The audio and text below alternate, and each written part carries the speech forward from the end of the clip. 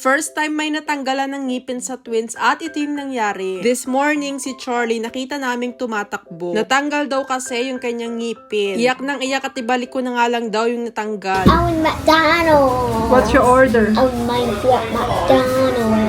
I want ice and fries and Coke. Ito kasi yung first time na nabungian siya. Actually, meron na kasing kapalit yung dalawa sa baba. And medyo matagal na nga yung umuuga. Ayaw lang niyang patanggal. And finally naman, nabungi na yung isa. Isa na lang yung aantayin namin. Dito nga at ayan, chinecheck pa ni Chino yung ngipin ni Charlie kasi concerned talaga siya. At para hindi na umiyak ang bata, sabi ko kain na lang kami sa McDonald's. Iyak kasi siya ng iyak kada makikita niya yung natanggal na ngipin. Anyway, tamang-tama, dito na din kami nag-lunch. Si Chino hindi malaman kung ano ba yung unang kakainin. Tinatry ko nga din pala today itong bago kong camera. And kailangan ko din talaga mag-practice kung paano ba mag-edit nito. Super happy lalo ng twins sa McDonald's kasi Minecraft din dito yung mga toys. Alam nyo naman itong si Charlie, Minecraft is life. Before nga din pala ayaw ng twins sa ketchup. At ngayon tingnan nyo gustong-gusto na nila ang fries na may ketchup. Inopen ko na din muna itong nakuha naming toy today. At parang pang 3 or 4 na namin to, lagi ito yung nakukuha namin. After namin mag-lunch, dumiretso naman kami dito sa shop. Bibili lang kami ng mga pang-ulam mamaya tapos mga snack ng twins. Meron din kasi kami mga kailangan sa bahay na kailangang bilhin. Nakita ko din tong tab na pwedeng paglagyan ng toys. Ang kalat na naman kasi.